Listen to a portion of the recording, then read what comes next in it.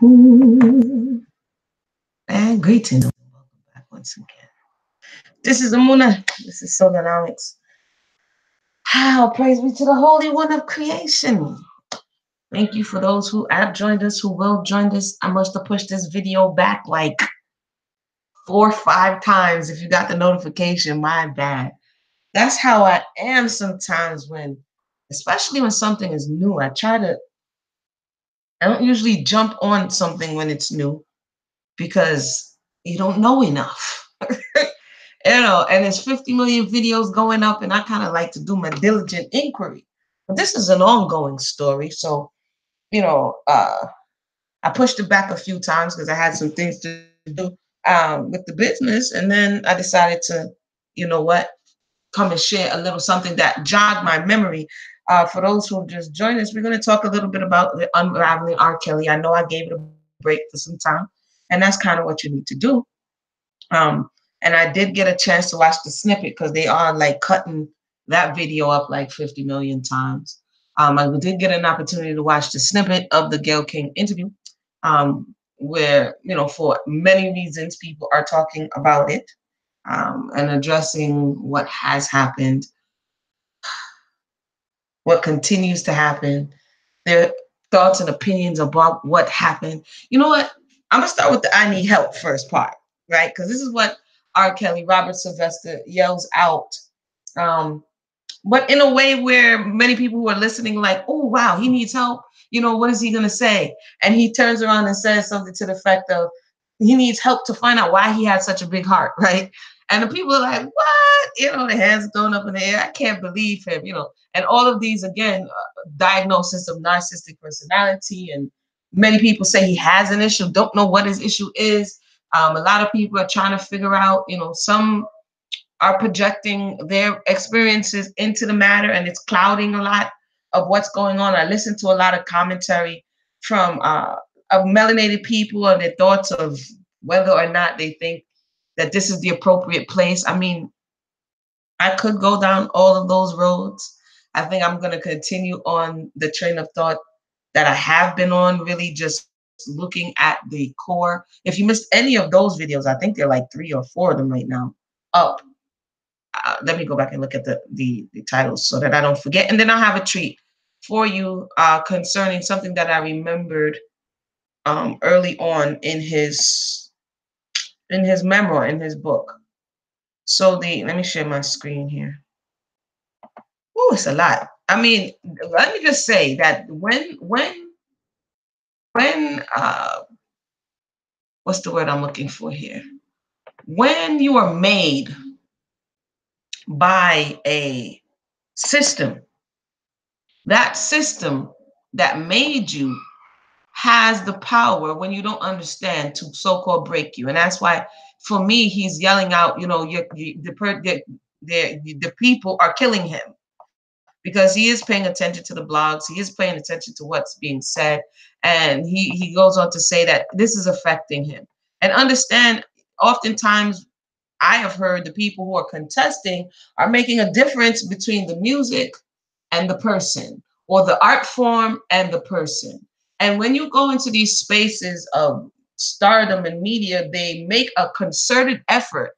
You have A&R, you have public relations, but mostly A&R, where they're developing the artist and trying to cast this image separate and apart from the physical flesh and blood person. And so we have to understand what is being done in the process of it being done. I began to look into that study because I personally found it interesting. And like I said, it's in the way of making an idol. Okay. And you look and see what kind of form you're going to cast, what kind of fashion you're going to make, what kind of material. And then what happens is when people become these stars, it's a tight cast. That's what they say, right? For instance, like Steve Urkel or someone, where after you're cast in a certain light, it's difficult for you to move outside of that, because you will ever become that thing in the eyes of the people. So even when the person, the artist, the talent desires to be something else, they run a great risk of losing their fan base, or the fanatics who support them, who prop them up, who put them to this star status, because essentially what you're doing is projecting your energy onto this person. And when it's done collectively, you elevate that person in the eyesight of the people. So I say all that to say, when this is a very public process of the making of a star, in the same way, this very same court of public opinion who says, yes, you are a star, that's what we're witnessing before our eyes, the very same court of public opinion saying you are no longer esteemed in our eyesight. All the time, you may have had the person behind this image of R. Kelly, the person, Robert Sylvester, was overlooked in many aspects. His shortcomings, his learning disabilities, and his talents being exploited, and it allowed the image to get away with a lot of things, allegedly, right? Because they say it ain't done that, so you got to put that on the back, allegedly. Okay. But you do have, like they say, a preponderance of evidence, or those who are willing to testify that there's something definitely here. They say where there's smoke, there's fire. It's definitely something worth looking into. However, the perspective that I wanted to come from was talking about the beginnings as he wrote about it. So this is what we're going to take a look at. So let me see. The first video I did was reaction to the surviving R. Kelly. And then this one here, is he brain damaged or mentally ill? I have you proof. I'm not just here saying wild and crazy things. I'm looking at the probability based on the information that he left on record. Learned behavioral patterns is another one. This is what a lot of people come to, what happened to him in his household. But I think that there's something that precedes this, which may be possibly that brain damage. And then I did one more, let's rewind. So if you didn't see any of those, you might have a lot of catching up to do, so that you can understand what I'm talking about and not just be like, oh, she tripping. And for those who are new to the channel, yes, we have some delightful things here for you. So feel free to look around. Feel free to look around. So now, oops, let me go ahead and click this here link. I put the link to a portion of the book. And then I'm gonna get to the interview. For those who joined us, did you see the interview? Let's say that. Did you see the interview? And some people will say he was unhinged. He lost his composure. See? And this is what I'm telling you, you know. And again, I just pay attention and take notes. Just pay attention and take notes. But I'm gonna jump down here. I don't know if I ever showed you what kind of tipped me off in the beginning. So just to recap for those who don't know and that haven't gone back as yet, based on some of the studies that I've been doing on this, and just assessing all of the things that are coming forward. I'm not a psychologist, a psychiatrist. I deal in what I call solonomics, and it's just the practical observation of things and utilizing the information that we have to look at behavioral patterns. So based on what he has shared, it was always to the forefront of his mind that he couldn't read and write like other children. And he was worried about this disability. Some said that they thought it was dyslexia. He doesn't think so. And there was one lone voice who, according to him, said that it might be brain damage, but they never went into, he was born in the 60s. And so, you know, they never went into possibly what it, or he never shared that they did go into what it could possibly be. Based on a lot of clues that he left on record, there's a probability that it may be FADS, or fetal alcohol syndrome, FASD, sorry, that it may be fetal alcohol syndrome. So if you want to say like, what is she talking about? You can go ahead and check that out. There are a lot of things when you look up that fetal alcohol syndrome that you can line up with some of what his behavioral issues are. I'm looking for page 77, y'all. But I want to jump down to what a lot of people are talking about, you know, they're thinking that he's lying, and whether or not he has a history of this and whether or not it's clear. When I saw what happened, it took me to this portion of the book, and I'm going to read it shortly. Growing up Bruce and I, which is his brother, were close. We'd get into all kinds of trouble together, in spite of the fact that in the beginning he didn't want me in the band. And again, he's speaking about his brother, his older brother Bruce, had a band and he wanted to be in it. But the reality is he couldn't read sheet music and he was having a bit of an issue. He'd act up with all sorts of pranks, or we would. Sometimes we play with our food. Our mother hated that, but you know how boys are. One night, mother fixed us her traditional soul food dinner. And for those, he loves his mother, according to the narrative. In the video that we just saw, he left up the Christmas tree because that was his mother's favorite holiday. He keeps it up all year round. He talks about constantly loving his mother. So the thought of, he also shared that his mother, throughout his life, she struggled and that she wasn't perfect. And one of those struggles was her drinking. And so this is some of the clues that, and based on some of what we're seeing, how I was able to, like I said, it dropped in my spirit that there may be something to be at least explored in this area that can explain a lot of what we're seeing from him. Ham hocks, pinto beans, and cornbread and greens. I liked it all except the greens. Couldn't stand greens. When my mother went back into the kitchen, Bruce and I started messing with our food. I stabbed the greens with my fork, flicked them up, and just like that, they flew across the room and stuck against the wall. Keep in mind, they're fooling around. The mother makes dinner. This is R. Kelly, Robert, telling the story. He admits in the story that he took the greens up and flicked it, and just like that, they flew across the room, stuck against the wall. Mom didn't notice them that night. It's paralleling a lot of what we're seeing, old accusations coming back into the present. But the next night, with grandma at the table, she did. Who in the hell threw greens against the wall? She asked. Bruce, I said, pointing at my brother. In this narrative, in this retelling of him telling a story about children or boys being boys, the first thing he does when being faced with having to admit or be truthful about something that he has done, he blames his brother. He says, Bruce, I said, pointing at my brother. Rob, said Bruce, pointing back at me. One of y'all is lying, she said. I want to know which one. Bruce is lying, I said. So he's very active in this, according to his retelling of trying to place the blame on someone else. I'm telling the truth, Bruce shot back. Rob is lying. Robert would never lie.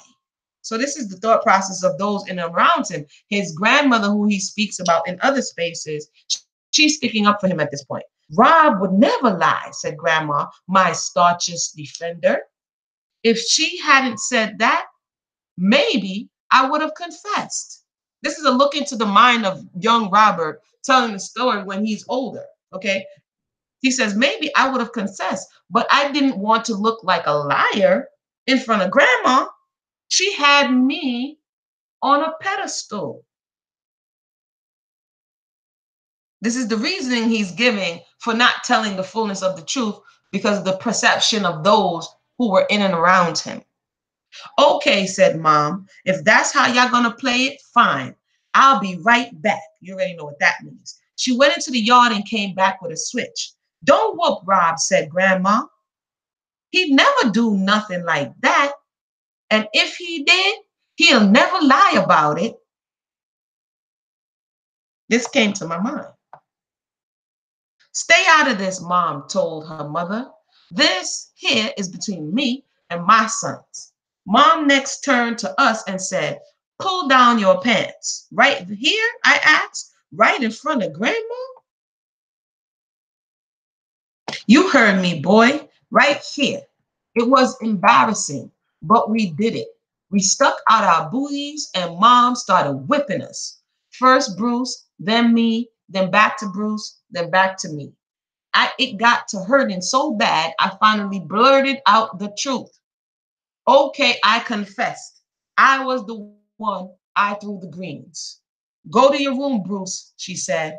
Rob, you stay here. Before she started whipping me again, I looked over at Grandma and saw the sad look on her face. I had let her down. Meanwhile, mom was more furious than disappointed. She took that switch and let me have it twice as hard. When she was through, I could barely walk. Now get out of here, she said, and get in your room. Think about what you did. Think about what lying got you. And Rob, if I ever caught you lying like that again, I'm giving you even worse whipping. You hear me, son? Yes, ma'am, I said. That came back to my mind. Like I told you guys, I'm reading and listening to the reading of a lot of things because it gives you an insight, in my estimation, of who's talking. Hey, Teresa, how you doing? Who's talking? What are some of the things that they have said? You know, some people looking at the narrative now and saying clearly he's not telling the truth. Clearly, you know, he seems disconnected from reality. This is all the feedback, right? That many of us are hearing. And I went back to some people who say, well, children lie at that age, you know, what is that to say? It's just to, if anything for me, is just to look into the mind of the individual, even if for a moment, to look at their rationale for why they said at that time as a young child, they had chose to lie about something. And it was the perception, sorry, of the people around him, the fact that his grandmother spoke in his stead, the fact that there's still people willing to support him. I remember one time I was looking into an interview when he spoke about, can't you see that your ratings are going down, and can't you see that people? I think it was around the first incident and court case, if I'm not mistaken, but it may have been in retrospect. And his response to the interviewer, it was, when I stop getting the approval of the people, of the fans, then I'll believe you. And I see that as a common theme. As long as there's someone or some people still willing to let him know that, hey, what you're doing is good, and someone somewhere is still willing to give approval, show up to the concert, buy the albums, support the behavior. In his estimation, as long as these people are still here, then that is testament to the fact that he's not doing anything wrong. And so I just wanted to just come on real quick and share that because I found that to be interesting. In regard to needing help, like I said, she asked about whether or not he was interested in therapy, and his response is yes, he's looking into that. We do hear oftentimes many people are saying he's sick and need therapy. Hopefully, he's able to get um, this particular issue that's going on, because as they said, they took him to, now, if I'm not mistaken, they said he's got to go back to being in prison or captive because of child support payments or child support payments. But at this time, uh, the case that he may have in front of him, you know what I'm saying? That's all the criminal stuff that needs to be looked into. I think a lot of us, to a certain degree, are like lawyering up, you know what I mean? And doing some things that I don't know, I think they may be based on whatever position we fall on based on our exposure. So this is why sometimes you see people go and get jurors that don't know anything about the case so that they will be a bit objective. And because this situation is so emotionally charged, there may be a lot of people, and I've actually heard people saying this, that because they were abused, because they experienced what many of the women who came out are saying they experienced, they are against the situation based on that. You know what I'm saying? Based on whether or not they're abusers. So there's a lot of transference is what I'm saying. Whether or not they were heard in their case, whether or not their case got justice, whether or not they found peace. And so sometimes when we have these injuries, we tend to want to live vicariously through others and project our situation in other spaces and kind of paint pictures that are not necessarily there. I'm not saying that everyone is not being truthful. What I am saying is that there is a history with this individual of people who, just like the grandmother in this situation, have allowed him to do things or say things or be things based on their thought processes of who he is. And one of the major things that he said earlier on in this book, what that was his blessing and curse. Let me see if I can find it. Is the music, the very music that he was blessed with, the gift and talent and ability became the very thing that people allowed him not to be held accountable for. Because he can play, because he can write, because he can sing, people were willing to overlook the things. People were able to overlook these shortcomings and give him a pass. And they gave him one too many passes. And so now the thought that, oh wow, now you're trying to hold the person accountable. Not to say that it's ever too late, but the reality is, like many people are saying, there have been many enablers along the way. Concerning another issue that he may possibly need some help for, I'm going to read shortly. This is another trauma around, not the molestation, before the molestation. This is a trauma around, and you've probably heard the story before. This is a trauma around his first girlfriend. So I'll read it and we'll talk a little bit about it. I'm not going to stay too long. But the first girlfriend, according to him, was named Lulu. He says, I love love. There's no one on earth more romantic than me. I've been in love with love ever since. Hold on one second.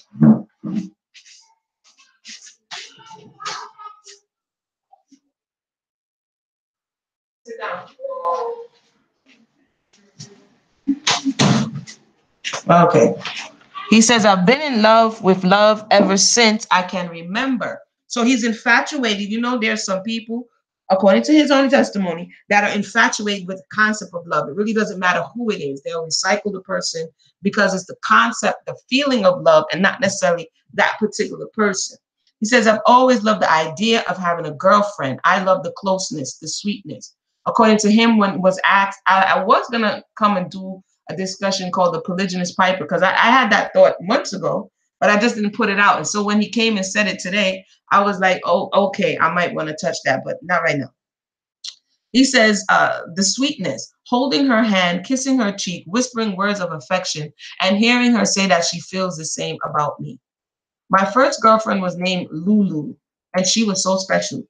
Though we were only 8 and it was puppy love, I believe she was my first musical inspiration when it comes to love songs. I can still smell the fragrance of our innocence.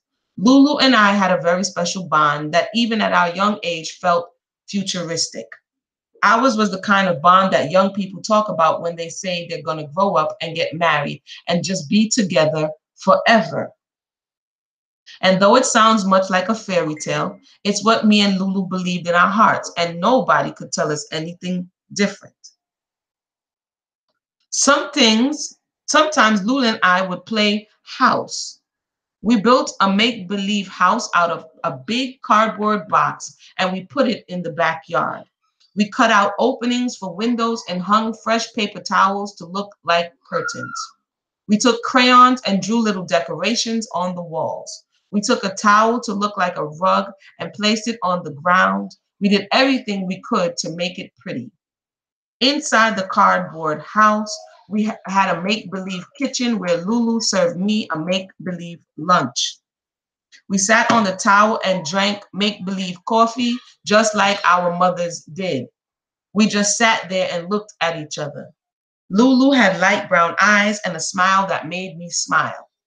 In our make-believe dream house, Lulu and I made a vow to be girlfriend and boyfriend forever. Listen good. So he's remembering his first love, 8 years old. Okay. So this is, I'm not even going to get into all of that. And they made a vow to each other that they were going to be girlfriend and boyfriend forever. Let's take a walk, Rob, Lulu said to me one day. It had rained earlier, but the sun finally came out and walking sounded good. We left my backyard hand in hand. Little 8-year-old me was floating on love. Across the street on Concord Drive sat Beacon Hill Elementary School. A wire fence had been built to keep kids away from the Thorn Creek, which rushed like a river between Beacon Boulevard and the railroad line. I like the river, said Lulu. I like looking at the water. Me too. Although there was a sign on the gate that said danger, keep out, there was also a hole in the fence that beckoned us in. The rains had swollen Thorn Creek. The water flowed faster and stronger than normal. We were fascinated just to look down at the water, which had a rhythm of its own. After a while, a bunch of kids came along. They were laughing and carrying on. One of the kids, a boy bigger than me, said, "Hey, this is our river. What you doing around here?" "River belongs to everyone," says Lulu. "You can't own a river." "Hell, I can't," said the boy as he stepped up to Lulu. "I say it's my river and y'all get out." I stepped in front of Lulu and said, "We were here first. We're not leaving." "Out," the boy screamed. "It's our river too," I screamed back. With that, the big kids started pushing and shoving, and one of them pushed Lulu so hard she fell backwards into the water. Before I knew it, she was struggling to get out. I reached for her, but the fast-moving current, stronger after the rain, was carrying her away. I didn't know how to swim, and neither did she. The other kids were running away, and she was screaming, "Rob, Rob," and I was screaming, "Lulu, Lulu." Suddenly, she was out of sight and beyond the river's bend. I started yelling out for help, but I didn't know what to do. I was scared. I was hysterical. I was jumping up and down. After what felt like forever, some grown-ups arrived. I explained what had happened and followed them downstream until they came up upon a big rock. There was Lulu, her head crushed against the rock. She wasn't talking, wasn't moving, but there was a lot of blood coming from her head. "Lulu can't be dead," I screamed. But the gash and the blood and the woman moaning told me what I didn't want to hear. I wanted Lulu to come back, wanted this day to start over. This time, me and Lulu wouldn't go inside the fence. We wouldn't go near the water. We wouldn't go back to our cardboard dream house and sit on our make-believe rug. We'd go there and live happily ever after. Sorry, we'd go back to our cardboard dream house and sit on our make-believe rug. We'll go there and live happily ever after. Death couldn't be this real. Lulu's life couldn't be snuffed out like this because some fool pushed her too hard. It didn't make any sense. Lulu couldn't be dead. She's alive. I knew that. I'm seeing her smiling eyes soon as I woke up from this dream. But it was no dream. It really happened. That night, I was still in a state of shock. Mom, sensing what I was dealing with, held me close in her arms and said, "Wasn't your fault, baby. You couldn't do anything to save her. Lulu is in heaven now. She's with the Lord, sweetheart, and you with me. It's okay to cry. Cry all you need to, baby, because I got you. I'm with you. I'm right here." My mother's words helped, but she couldn't change the awful truth that Lulu was gone. I kept seeing her caught up in the current, reaching out for me. I heard her screaming out to me, watched the river washing Lulu away until she disappeared, gone forever, a beautiful butterfly lost in a raging storm. Why did I read that? Hey, Chris, what's going on? Why did I read that? We're talking about a little bit of Unraveling R. Kelly. When he says he needs help, when I read some of the book, I realized that he did a lot of recalling of situations and circumstances that happened in his life, which is important because you have to recall spaces that traumatized you. And he was all but short of saying that this particular situation was traumatic and it traumatized him. If you're talking about 8 years old, around this time, in and around this time, 7 or 8 years old, is when the molestation in his life began with the older sister, among other people, as they would say. And this exposure to, like as he said in one of his interviews, the awakening of the sexual energy within him at a very young age. So in one part, this connection to a love who you said that you pleaded or you vowed to be with forever was lost. That was cut short in a very dramatic and a very which yielded left the person to a certain degree, an 8-year-old, having to deal with this level of disconnect, which is death, right? Which is this finality, like he said. Hopefully he would wake up from this dream, and he didn't. When we talk about, does it make an excuse for what is being alleged now? No. Does it help us to get understanding? Yes. It says wisdom is principle, one of my favorite proverbs. Therefore, get wisdom, but with all you get understanding. It helps us to understand, not only in his particular case, because he's very prominent in society, so you're able to look at someone else's case and dissect it. How much of us do this for ourselves? When we look at traumatic incidents that happen in our lives, um, and look at whether or not we had the opportunity to process them. As he said, his mother attempted. I found it interesting. By his mother is not in this Lulu story, but in recalling the story, he put the mother's attempt to alleviate the conscience a bit and to let him know that this is not your fault. He and it's big in the story. It's in red letters and the font is bigger and everything. And he puts this in the story, but then goes on to say that the mother's words help, but it couldn't change the truth. When you look at this individual, and many people say you see a lot of heaviness on the individual, right? You see maybe a whole lot of things that lead up to this point that put somebody further into a position where of power, where they have access to so many people, and at the same time is vulnerable because so many people want access to that power, right? So concerning the individual needing help, I would say I agree wholeheartedly. Concerning, hopefully, they have a whole, and I could be wrong, so I'm just saying there's a likelihood based on evidence that he left on record and what others have said too. There was a stepdaughter, not a stepdaughter, a goddaughter, who says that her mother and his mother were like best friends and that they were young. So when I concluded that his mother would have been a teenage mother at least 3 times over, the first daughter being she was at least 14 or 15. Now we're looking at a young mother, a teenage mother, who are having multiple children from more than one father, in poverty, in the projects. There are many other outliers that are contributing to this narrative when we look at what could possibly be wrong with this person. There was asking, well, what happened to the sister? And then there's information out there that of who would have violated the sister as well. I say that to say it's never just one thing. This is what I'm saying.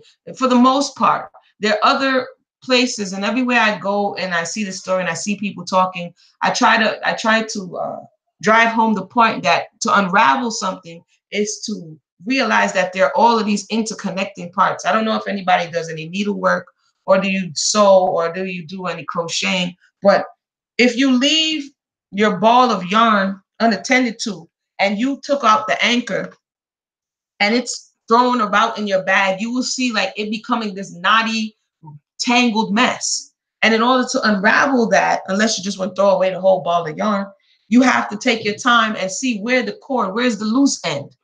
You know what I'm saying? It's a whole arduous process. I say that because I've just done it in times past, right? To unravel something, it takes patience. You have to take a look at what's in front of you, where are all of these strings and where they're going to and where they're connected. So when we come in social media, there's one thing he said, and I end on this, that I would have to say is definitely a different time. This time of social media, where all you have to do is push a button and you're live.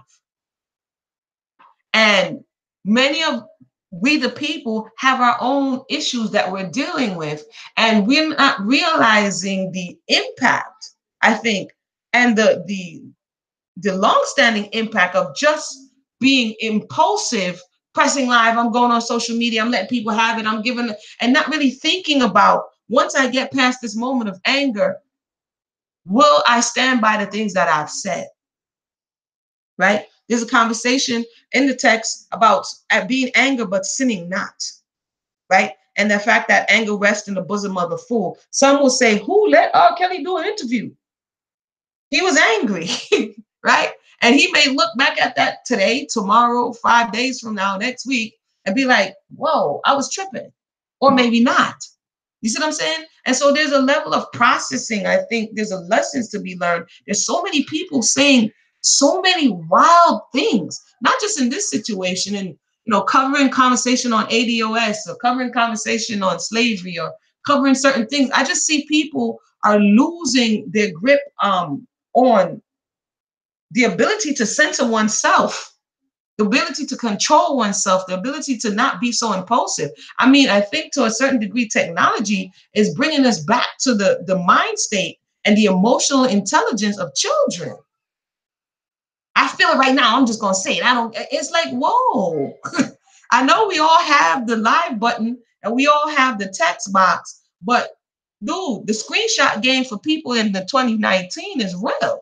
Like somebody may be in the feelings, and you see that with celebrities a lot. They be in their feelings, they get the Twitter fingers, as I heard the conversation.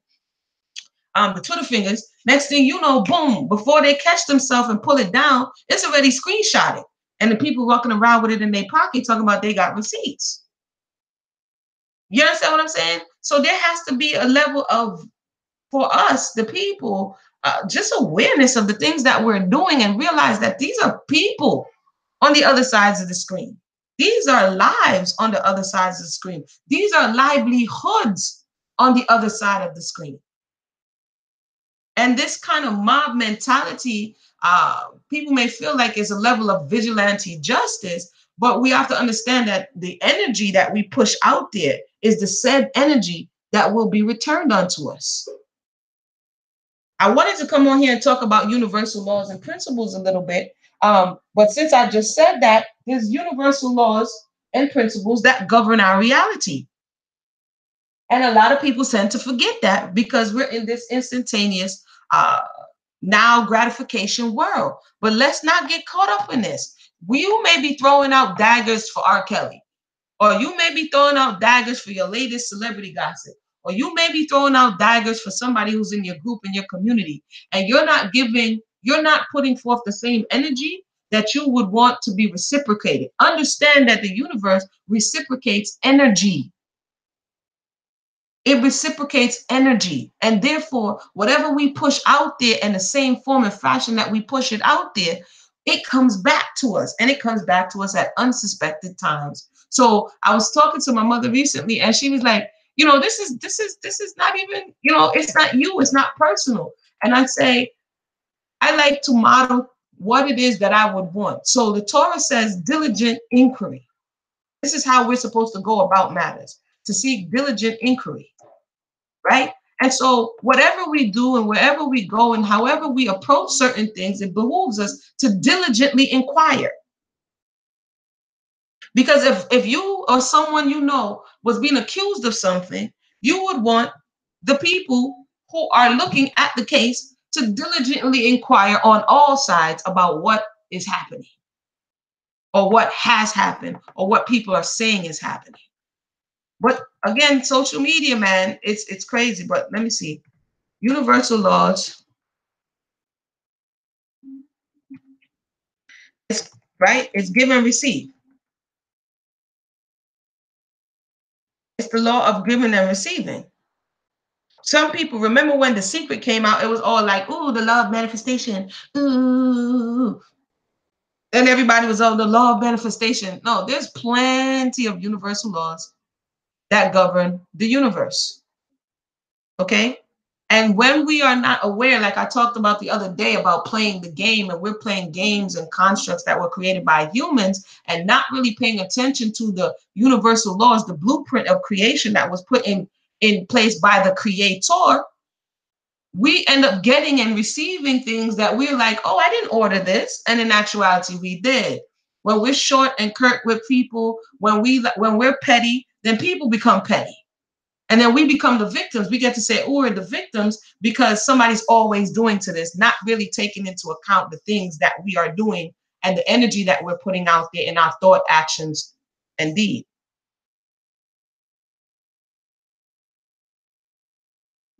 Okay, I'll just read quickly. It's again, you reap what you sow. The universe operates through dynamic exchange. Giving and receiving are different aspects of the flow of energy in the universe. And in our willingness to give that which we seek, we keep the abundance of the universe circulating in our lives. In our willingness to give that which we seek. So when the question is asked of me, why do you put so much time and energy into whatever it is that you're going to speak about to try to be as accurate as possible? That's because that's something that I would want to be extended to me. So then I give that which I seek. I do unto others as I would have others do unto me. So if we want abundance to flow, if we want things to be able to open up for us in our lives, it's not just, oh, when I have a little money, I pay some alms, or, oh, that it's not just that. It's more than that. It's in every aspect. I was in our thoughts, it's in our word, and it's in our deeds. And sometimes we make excuses because we may be sowing seed in the wrong places, or because we may be sowing seed and not looking for the fruit that we expect. And there can be many reasons. So I'll talk about that.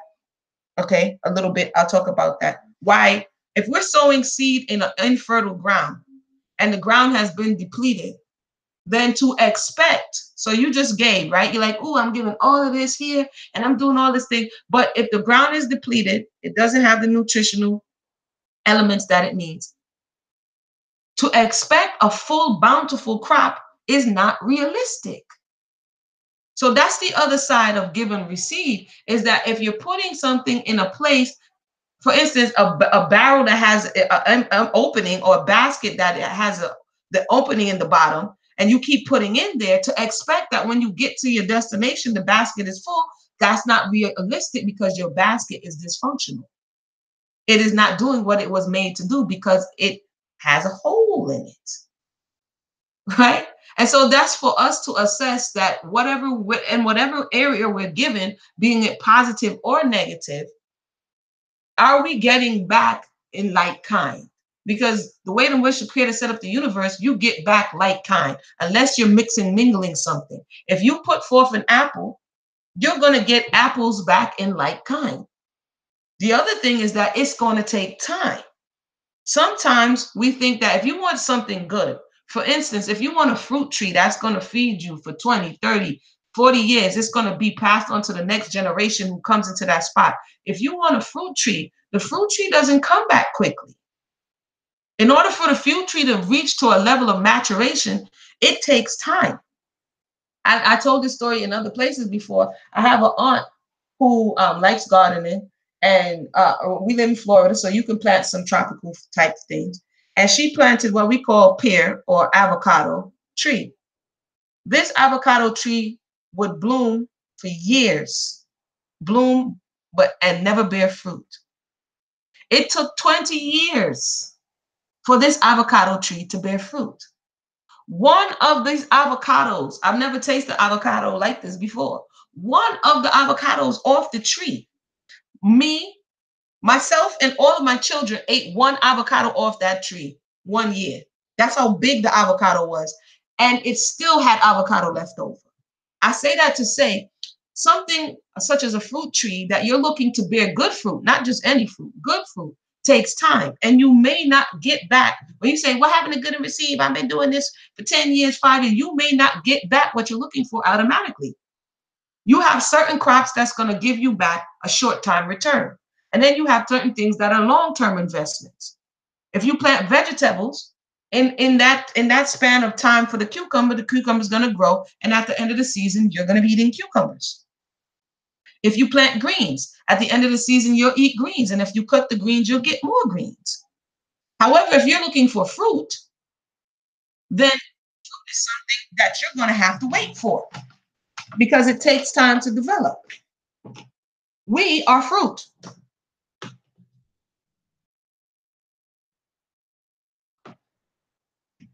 Wicked deeds. And what are wicked deeds? Wicked deeds are deeds, or evil deeds, or bad deeds, are deeds that obstruct or go against universal principles. Okay? Some people try to make like, oh, what is wickedness? What is badness? What does that mean? What is good? You understand what I'm saying? And then we get caught up in this, because this is what we're talking about. Why they're taking so long to be able to prosecute is because there's a moral issue there's a moral concern, and they're looking within the law construct to try to find a way to pin the person with the concern of what is really moral, right? And because the way in which the law is constructed, you can't necessarily go in on that particular aspect. It's taking so long for them to find a way to really do what it is that they want to do based on moral transgression. Evil is dysfunction. It means you're doing something that is going to disrupt the universal laws and principles. You're doing something that goes against what makes something functional. It's really If you boil it down, the concept is very simplistic. And I'd like to give people an example such as this. And for those who just joined us, thank you for joining us. Feel free to leave your thoughts in the box. When you get your car, right, the car has a manual. The manual has who created the car, how did they create the car to run, what's the best way in which for the car to run, okay? What is the best gas tank or gas number you should use in the car, what grade of gas, how often, this, that, and the third. As long as you do these things, according to what the manual says, your car will be functional, okay? If you decide I'm not going to do those things, I'm going to put 100 proof in the gas tank, or I'm going to put water in the gas tank, or whatever it is that you decide in your mind, not being the maker of the car, but you decide it's cheaper, it's more advantageous for me to do this thing, you have gone contrary to what the car was designed to do. And therefore, you're making the car become, or the use of the car, you're making it become more dysfunctional as opposed to functional. So you have a lot of moral universal laws in place because they govern and they put parameters around the things that are functional. And they give you insight on what to do so that this thing can operate the way in which it was designed to operate. When you look at your computer, or when anything, you can look at anything in your physical reality, not to kind of get an understand of metaphysics, right? And Moon is talking about metaphysics. I thought she was talking about the R. Kelly interview. I'm still talking about it. I'm still talking about it. But if we don't learn something from what we're paying attention to, then we're kind of just gossiping, aren't we? If we're not willing to learn something and bring it into our everyday lives and make it affect change where we are, then we're just gossiping. And I don't really like to sit around and gossip. So I have to get something out of it and something to learn from it. So the dysfunction of what people are looking at concerning this, there's so many things that are dysfunctional. Like I said, the first thing is making a man or a woman a demigod or a demigod or an idol. Okay, that's dysfunctional because man or humanity was not created to worship humanity. You see what I'm saying? So the dysfunction of making of a star, of elevating people in your eyesight to where now you can no longer see them as human. This is why he says in the interview, I'm just trying to be human, right? You no longer see them as human. And he even said it, you see them as this celebrity, which is just the word for celebrated. This person is celebrated and by extension elevated in the eyesight of the people. So now this person becomes this demigod. And so for many people, how can your God be valuable? How can your God create transgression? Right? And so for many people, it's hard to, and the same thing happened with Michael Jackson and other people. The fight that they're having is not with the individual, it's with the creation of the system, which is this image or this idol. That in and of itself is dysfunctional. That in and of itself is dysfunction because now human or humanity is worshiping the created. That's dysfunction. So from that dysfunction, we have people, there were some of the women who testified on the interview as well as in all their books, said that when this elevated individual in your sight, because of his talents and abilities, when this person asks you to do something that if Ray Ray or Trevor from the block asked you, you might have been like, what?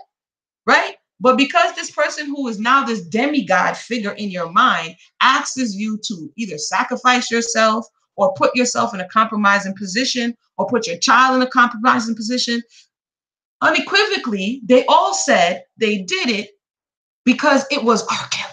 And they kind of do it like that. And I'm saying to myself, well, what does that mean? You see what I'm saying? They're saying they did this thing. Why did you go into his house and, take off your clothes when the dude told you to do it? Because it was R. Kelly. Why did you leave your child, with him? Because it was R. Kelly.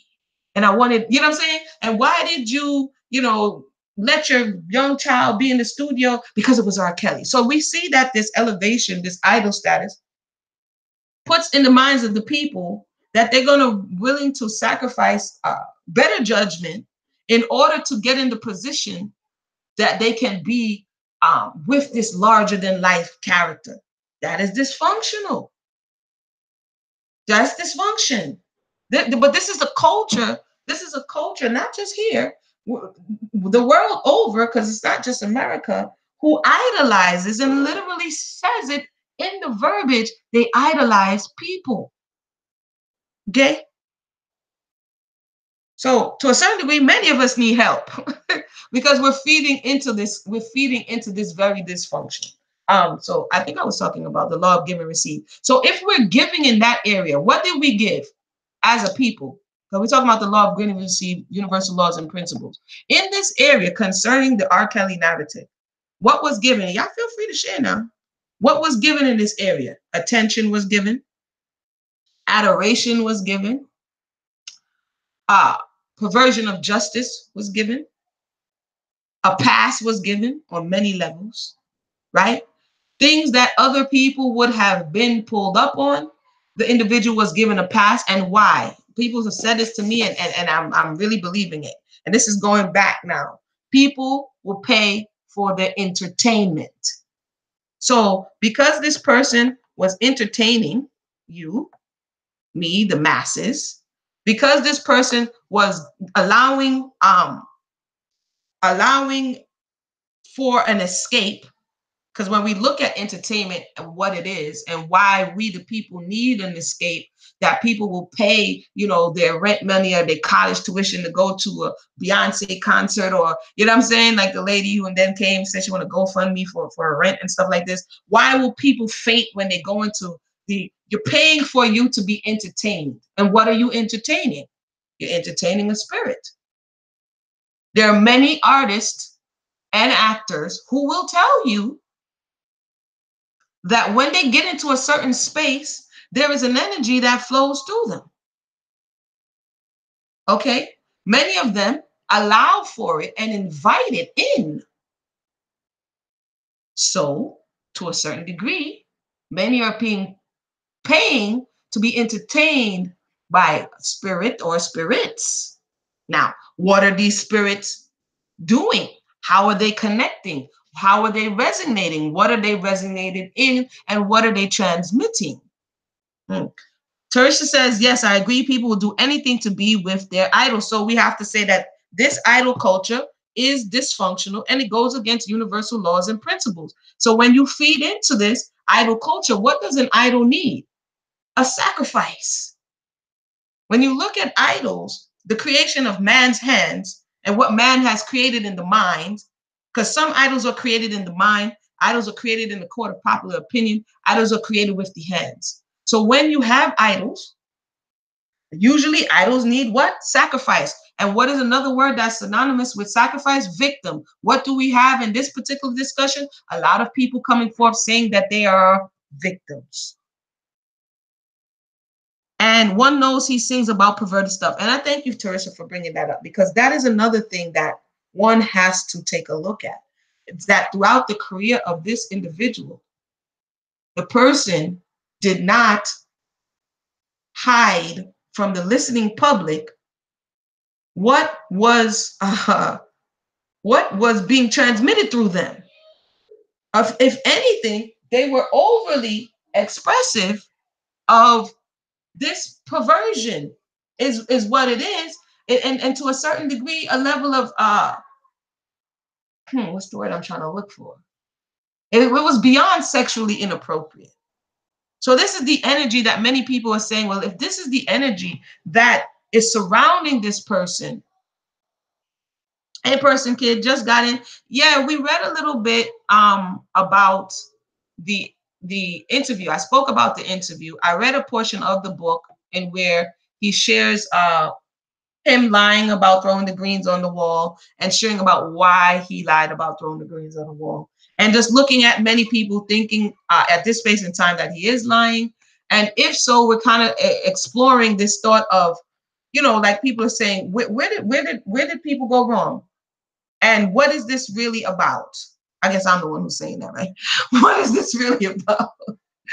What is at the root of it? And kind of getting an understanding of his plea for help, as he says he needs help. I knew a lady obsessed with Mr. K. I would scratch my head, but I realized she was worshiping him as an idol in her heart. Yeah. Yeah, yeah. There are many people. I've read the comment section. The comment section, that's my favorite place to be. And people are like, I don't care what you say. They could see it right in front of them. So we're talking about a level of denial. So we have this connection, like you said, with the idol in the heart. This goes for any idol. Okay.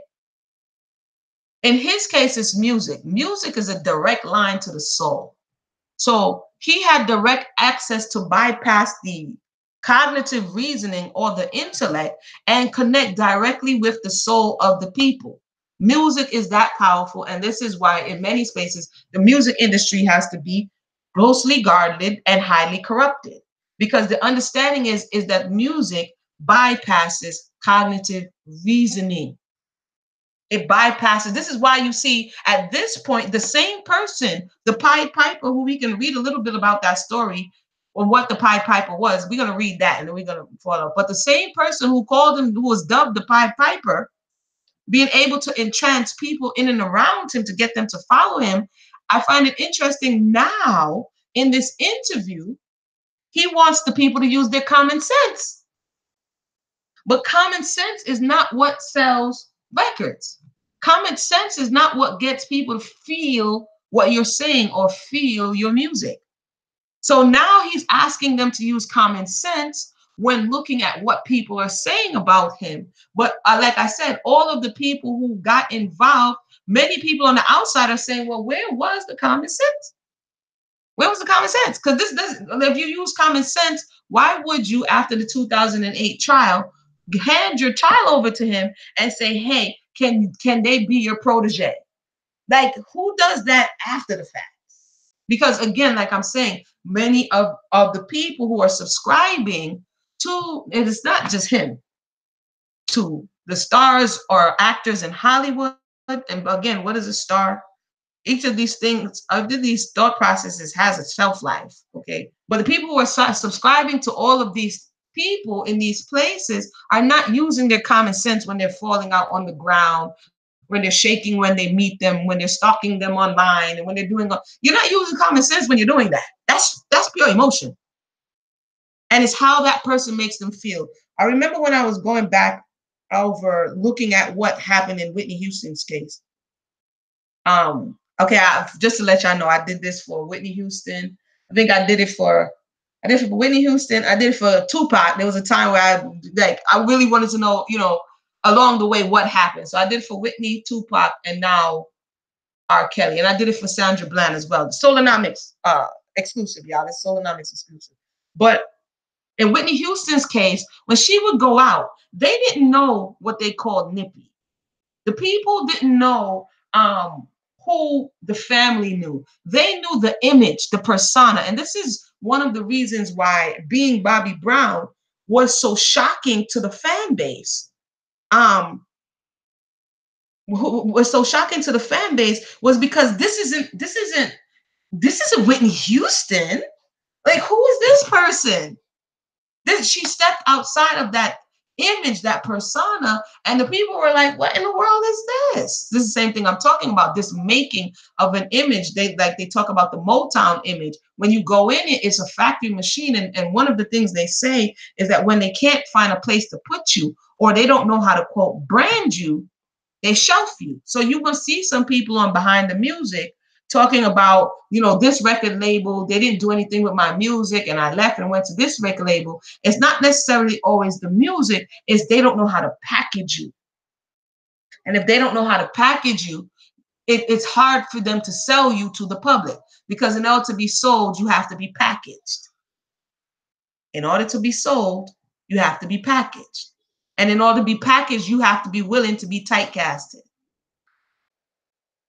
Trudy says, I can sing a little bit, but the energy in most music did agree with my soul, so I let that go. This music sucks a person in. Yes, mind, body, and soul. The end result is not good.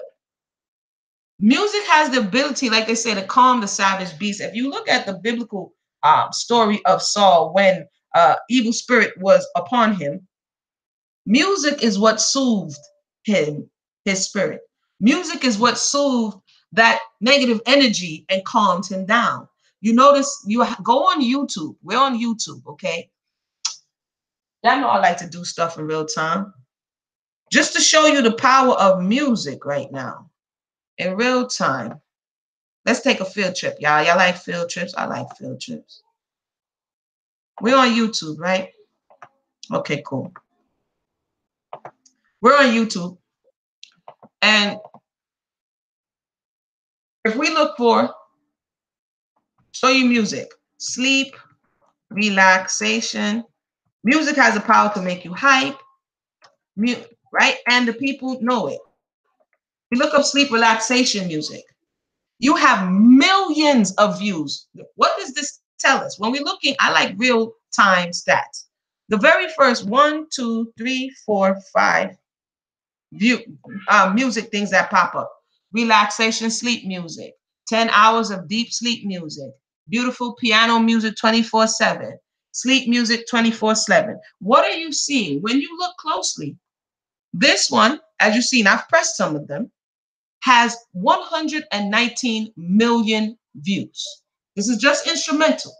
It's telling me more than one thing. The next one has 100. This was 6 days ago. In 6 days, this 10-hour of deep sleep music has 118,000 views in 6 days. The beautiful piano music has 52 million views in 1 year. And right now, as we're on live, sleep music 24/7, fall asleep fast, relaxing music, deep sleep music, beat insomnia. Right now, as we're speaking, 792 people are watching this. So I would have to ask a question. What is going on? For me, just looking at this off the bat, number one, people are having issues with falling asleep. Some people's having issues because they're being overstimulated all throughout the day, all of the gadgets, all the social media, all of this, all of that, all of these thousands and thousands of bits and bits and bits of information. It's hard to cut it off. And people are having issues falling asleep. Because if they didn't, they wouldn't term it in a certain way. Because you can go to study music and find something else. So there's a lot of stress in the world right now. That's number one, I would say.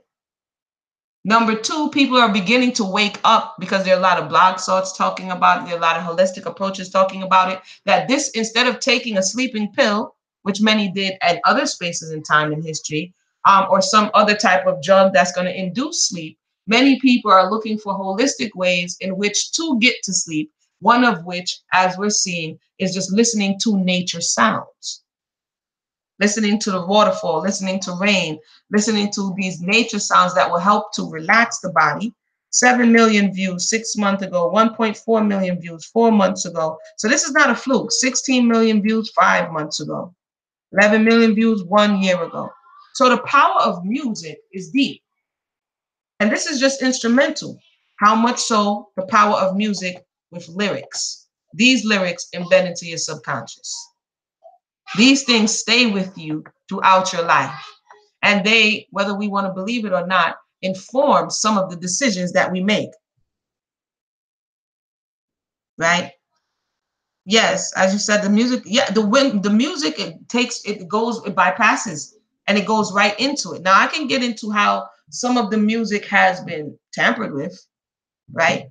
And how we look at the generation. If you look at the generation from the 60s and 70s and the music they were listening to, or even before that, 40s and 50s, and you look at how the music progresses, the beat of the music, the way in which the music is instructing the people to dance. By the time you get to the 80s and 90s, you're like, what in the world? When you look at the teenagers in the 60s and 70s, not saying they wasn't tripping, but when you look at how they interface and how they dance with one another, it's totally different from what you see by the time you get to the 90s, work that booty, drop it like it's hot. By the time you get to the 90s, it's explicit, it's raunchy, and it's over the top, right? There's nothing left to the imagination, and it's instructing these children, our children, us as we were children, it's instructing them to do lewd and lascivious things.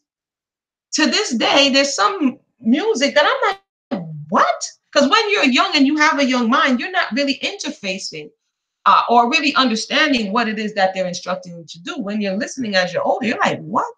So in this very book, Solar Coaster, he speaks to how his mother's music informed his catalog. You notice how oftentimes when you have a new musician, a budding musician, they always ask them, who was your inspiration? Who inspired you? Who did you listen to growing up? And they always have a catalog of others who they were listening to, who they borrowed from, who they learned from, and in some spaces who they patterned their style off of until they found their own voice. So by the time you get to the generation where he's realizing that he has a voice, because Mrs. McLean, his teacher, said that his music was kind of, yes, wait a minute, that his music was kind of advanced for his age. It's not here, right? And so I would say that the reason why his impact has been so great in my estimation is that his gift was in a space that is a blessing and a curse. If it's highly exploited in the space of entertainment, you can have the effect, you can have more of an effect on the minds and hearts of the people. And many of the women, I would just say at least 3 of them, based on their narratives and their books, they got hooked on the music at 12, at 13, at 14. And if I'm not mistaken, there was a number of them who said that they want this man. His music spoke to them that some of them positioned themselves to be able to meet him and be with him. If I'm not mistaken, I have to go back and get which ones it was, but there was at least 2 or 3 of these surviving R. Kelly narratives that are written in book form that they spoke of being introduced to his music, falling in love with the persona, the idol, and positioning themselves in a space where they can be within his company, let's say. There is an older book titled Black Music, I think by Ellen Southern, maybe a good read for y'all. Black Music, we're gonna check that out. Thank you, Person Kid. Teresa Bell, music is hypnotic and this is a way spells are cast. Indeed. The book is called The Music of Black Americans by Ellen Southern. Thank you. I'm gonna look that one up on Amazon. Thank you so much for that. Even if you're not understanding the instruction of the music, someone else you know will. And it is used and use their knowledge to serenade you. You can end up in place not even knowing how you got there. Absolutely. So let's lastly, I know I said that before. So let's look at this thought of, and you probably have heard it before, of him naming himself the Pied Piper of R&B. Isn't that what he said? The Pied Piper of R&B. That's one of the names? I know he's had a lot of names. Like I said, all I remember is from the 90s. Everything after that is a blur. But let's look at the Pied Piper of R&B, shall we? The Pied Piper, no, sorry, not the Pied Piper, the original story of the Pied Piper, because you know we like history around her. Pied Piper of Hamelin, or Pan Piper or Rat Catcher, is a tutelar character of a legend from the town of Hamelin, Lower Saxony, Germany. The legend dates back to the Middle Ages, the earliest references describing a piper dressed in multicolored pied clothing who was a rat catcher hired by the town to lure rats away with his magic pipe. When the citizens refuse to pay for this service, he retaliates by using his instrument's magical power on their children, leading them away as he had the rats. This version of the story spread as folklore and has appeared in writings of Jonathan Wolfgang von Goethe, I think, the Brothers Grimm, and Robert Browning, among others. There are many contradictory theories about the Pied Piper. Some suggest he was a symbol of hope in the people of Hamelin, which had been attacked by a plague. He drove the rats from Hamelin, saving the people from the epidemic. The earliest known record of this story is from the town of Hamelin itself, depicted in a stained glass window created for the church of Hamelin, which dates to around 1300. Although the church was destroyed in 1616, several written accounts of the tale have survived. Now, here's what I find interesting. I don't know what possessed Robert Sylvester to name himself or allow someone to name him the Pied Piper of R&B, but the way in which this particular narrative goes, at first, the citizens refused to play. They hired him, but then they refused to pay for his service. And so then in retaliation, he lures the children away. I find that interesting because in some spaces, he would talk about singing positive songs and how the record industry didn't necessarily want the positive songs that he was singing. And so therefore, like they say, sex sells. And then he begins to sing these more raunchy songs and kind of get typecasted as the raunchy song singer, right? The raunchy song singer. According to him, one of the first songs that he really had an issue with, and it gave great consternation, internal angst, was the Sex Me song, because at that time his mother was still alive, and he was concerned about that and how it would be translated. But his mother died in 93. Okay, let me match this date up real quick. His mother dies in 93, and the song comes out, I believe, if not while she was sick or thereafter. And he, according to him, he even thought that was a bit much, but he ends up doing it anyway. But he had some angst. Yep, it was recorded in 93, the song was. He had some angst concerning that song, and because it was too forward. And he does it anyway. And from there, you have a number of other songs. Although it was there in the background, we're not going to say it wasn't in the background, but this is just like jump out the box, aha. And the responses from these type of songs from the people. The response from these type of songs from the people is what encourages the person to continue down this path that they have gone down. So that's my thoughts on many things. I know I jumped around, but I gave some references. It's something to think about as we go about in our lives and think it's harmless, the role we play. Each and every person that buys, supports, watches, they're counted.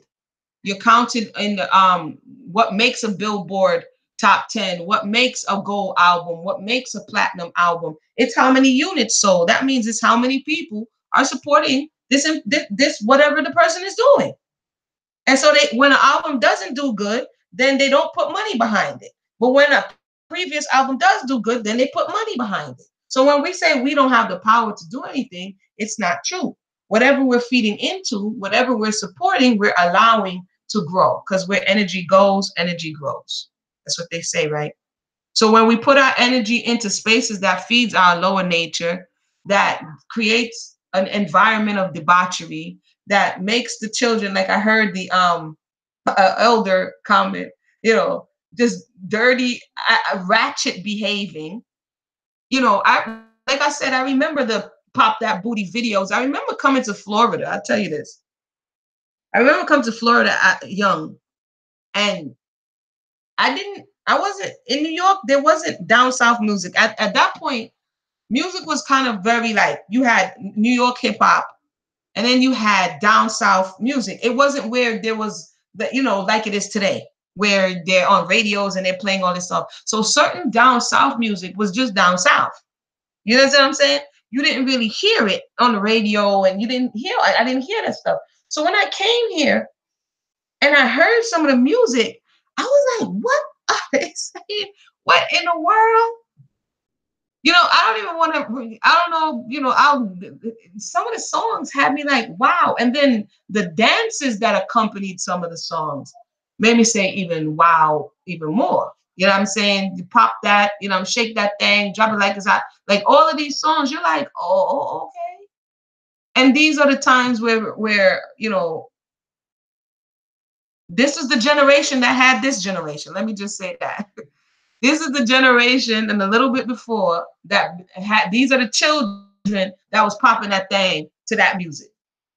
You know what I'm saying? These are the children that was dropping it like it's hot and pushing it and seeming like you ready and all of that, all of that. These are the children now. And so when you look at them in the energy in which they were created, and I guess I'll come back and talk about the fact that whatever we're thinking and whatever we're watching and whatever we're participating in spiritually, while you go into the procreative act to procreate a soul, that goes into the pot.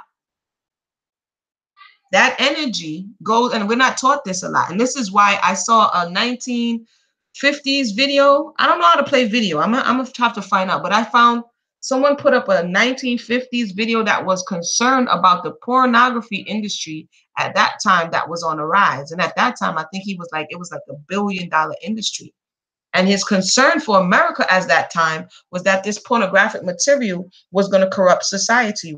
Well, look at this. He was right. And it was on like a nightly news session. And he was right. Because what you see, Trudia says, yes, I remember that. I moved to North Carolina from Arkansas in 94.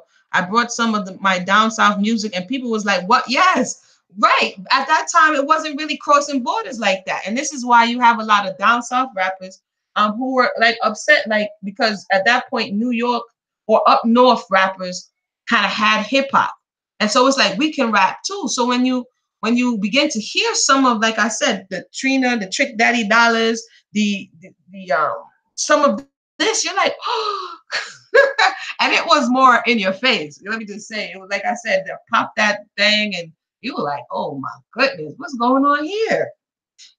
So I got a taste of both worlds, and so that's why I say. But anyway, what was I saying? Now I totally forgot what I was saying. I want to thank everybody for joining us. If you missed anything, feel free to listen to the replay. I was talking about the power of music. So to recap, it'll probably come back to me. Music is powerful. Be careful what we allow into our gates, which is our ears and our eyes and our soul. We have to be careful because they plant these little seeds. Do diligent inquiry. You know what I'm saying? Understand that we are operating under the law of give and receive. Whether or not we believe it or not, it's still there. You don't have to believe in oxygen. You don't have to believe in gravity. You know what I mean? You don't have to believe in the power of water. It just is, whether or not you believe it or not. And so there's a lot of spiritual, when we talk about sin or when we talk about what is bad, it deals with, sin deals with missing the mark and bad deals with dysfunction, Hebraically, when we talk about concepts. So something is dysfunctional, it's out of order. If you go to the supermarket and the water machine is out of order, it's not that the water machine is bad. The water machine is not functioning. If you go to the cashier and the cashier, you may feel bad because, listen, I want to drink some water and this is out. You go to the checkout counter and the lady says our credit card machine is down or the EBT is down or whatever is down. You're going to feel, it's going to make you feel a way, but it being down means that it's not functioning the way it was created to function. Oh, yeah, sorry. Yeah, thank you for that. I was talking about, sorry. I was talking about the video about the porn. Oh, yes. So when we are procreating and whatever you allow into your ear gate, like he says, a lot of babies were made off of R. Kelly. Oh, really? And then you look at the children today and you're like, oh, I can tell. I can tell. You understand what I'm saying? When there are some studies done, and I think they did it with fish. We have one of the narratives biblically, Jacob doing it with a poplar rod. But you have some narratives about what is before the eyes of the people. You have old time people saying, be careful what you're watching when you're pregnant. And they say it's old wives' tale. No, it's true. We can begin to look up these things and look at how what we're listening to, the energy that we surround ourselves in, if we're all vibrational, energetic beings, how that goes into the making of the child, who, by the way, is in water, and energy affects water. So the entire time that this child is in your stomach, right, he or she is being affected by the very thoughts that you're having, the very feelings that you're feeling, right? And so, to wrap it all up, to bring it all back, my thoughts on possibly him being exposed, possibly, to alcohol in vitro, in the fetus, shows that the alcohol transmits from the mother straight into the child, unfiltered. And I talked about that before, alcohol fetal syndrome. So this thought of just drinking one beer or two beers or a glass of wine when you're pregnant, there are many studies now that are showing that that's not good, because that affects the child. And it affects the child in ways that in many cases, it disables the child and causes brain damage, depending on how severe the exposure to the alcohol is. And so I spoke about that because I noticed a lot of the symptoms that he is displaying and the behavior that he's displaying and the frustration and the undiagnosed of he's sick, but we don't know what he's sick with. It mirrors this exposure to alcohol in vitro. So hopefully someone who can advise that possibly he get diagnosed or at least observed for something of this nature. If it's not something of this nature, like that's why they call it a spectrum, because it's within the spectrum. It's something to the degree where even his cognition is off. Okay, but yeah, I'm wrapping up. We'll come back and talk about the pornographic material. And how it affects society. It's clear, you know what I mean? They have done it. This is what's happening. It's in the music. It's on the television. It's on regular TV, and it's problematic. And it's not just something that's harmless, as we can see. So hopefully we got something from this discussion. I want to thank everybody for tuning in. I have not forgotten about the slavery narrative and the ADOS narrative. I have just stumbled down a rabbit hole on that one, y'all. I'm a researcher first by nature. I'm like, my goodness, I can't look away. There's some arguments that are being brought up that no, that we need to take them to task on whatever side you may fall on this discussion. So with that said, thank everybody for tuning in. Any more questions or comments, feel free to share the video so that we can have these positive conversations. I know, and not just gossip. Because what does gossip do? Who does it help in the end? If you are on the other side of that gossip, like I saw in passing, one of the major, this is the hypocrisy. I'll leave on this. One of the persons, and you people know, who I'm talking about, who made their career on gossip. They built a platform, elevated on the platform on gossip, from radio to TV and everywhere, gossiping about people's lives, spilling tea all over the place, right? On national television, and doing all of these things. And now when this person's life comes into a questionable space, when this person's life is under the microscope, when this person's life is in scandal, this person now returns to television to say, that is off limits. See, this is violating the law of give and receive. This is violating that law, because it's by the same energy that you made your living, that you pry into people's lives and get tips about what's going on in their lives and scandal them. By that same token, the same thing happened to you, and then you're coming to say that the people need to back up off you. But that's not a courtesy that you extended to people over the years. And when the people were saying, hey, man, what are you doing? It was all entertainment, right? So we got to up our game. We have to up our game and realize that a lot of the stuff other people may be contributing to what we're doing, what's happening to us. Some of it may be a test, but some of it is what we have put out there. So hopefully we remain mindful of the things that we do and say on a daily basis. With that said, that was my Solonomics segment, y'all. I'm gonna go ahead and wrap this up and go do some stuff here. Well, thank everybody for tuning in. We'll be back at another time. Oopsie.